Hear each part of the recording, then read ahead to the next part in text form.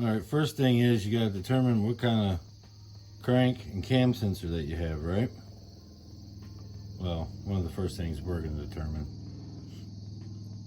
And we have a crank VR sensor. Ours is a black ground with a shielded wire on it. Then the red on here is RPM and the other one's VR reference. Now I'm not 100% which one's which on the crank. I haven't been able to figure that out. I'm actually thinking the one beside the middle one is the reference. And I'm thinking the RPM is the farther one out. The reason why I think that is when I hook up an ohm meter to it, a voltmeter, I was from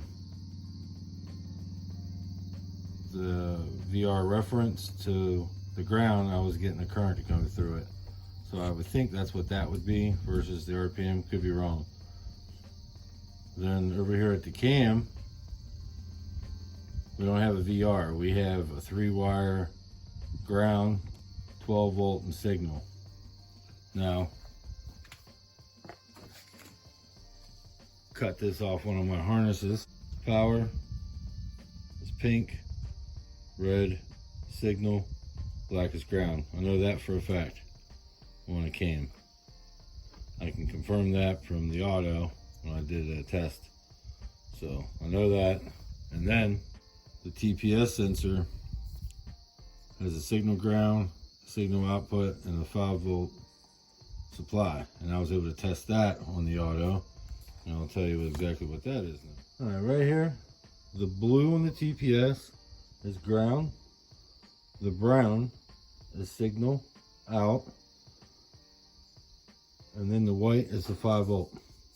And it tells you it's right on the pin. Pin C is 5-volt, pin B is signal out, and pin A is signal ground. So that's what we'll do to get the TPS. So that's the 3 we need to wire in. This one, this one, and this one. The rest of them we're using GM sensors, which we need a 3/8 MPT to tap the thermostat housing. And we might even be able to tap the inlet air, but we'll just buy a bung. We'll probably buy 2 bungs, maybe 3 in case there's a mishap.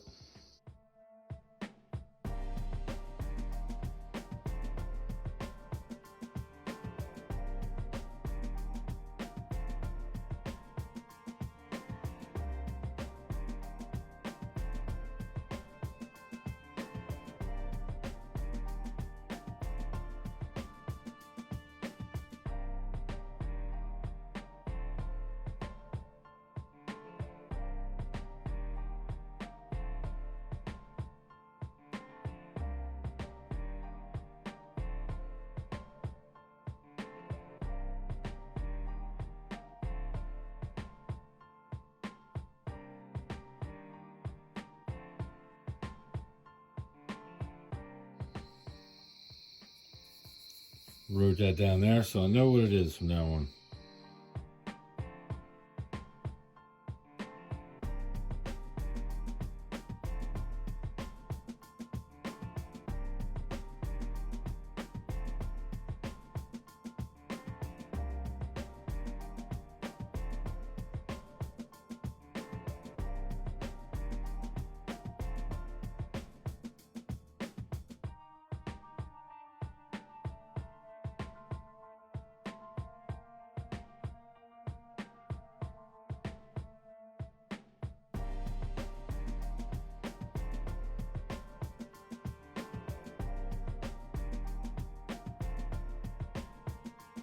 Okay, as you guys can see, when you heat that wire up really good, get underneath of it and heat it up really good and melt that across, it'll really stick.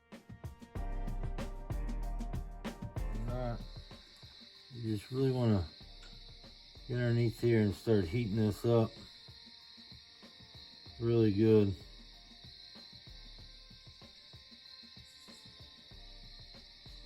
As that heats up, you want to just dab this into it.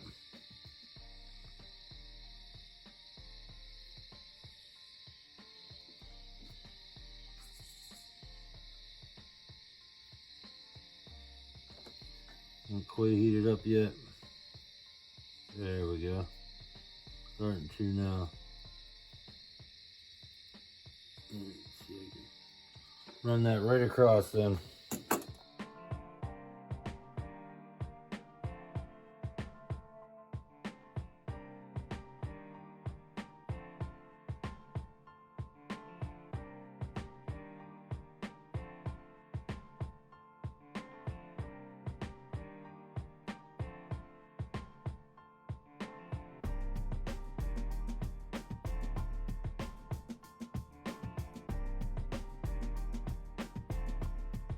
Okay, you can see that's a bit long, but like I said, we can loop that around a little bit, make that look a little bit better, maybe even come in behind and go up and around, who knows. TPS is done. Yet again, we may have to take this back apart, but I think I know what I'm doing here with this one, I'm hoping. It's kind of a guess game. This one goes, won't plug in for me on the camera, of course. There we go. That's in there now. And then this one's over here, which I think will probably come behind that with that one.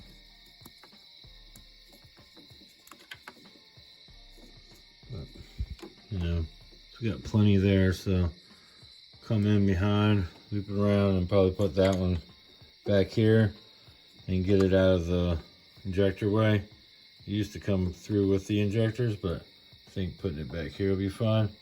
But we might keep it up here with the injectors too, because we can come around and then come up through the center, and that keeps it more this way, which that's the way it wants to go anyway. So I think that's what we'll do. Just wanted to basically show everybody that's in there. We know this is right, and we know the TPS is right. The crank we might have an issue with, but it has a thing that we can test all the sensors to make sure they're working. So, and we'll be able to tell if, you know, something's wrong. So hopefully we got this set up right the first time. But now it's just all about getting inlet temp and water temp, and then getting some stuff to make some wires up. So a lot of videos coming. Next one will be putting some injectors in this thing and wiring the injectors up through there, which is already done basically. You'll see the next video. Thanks for watching.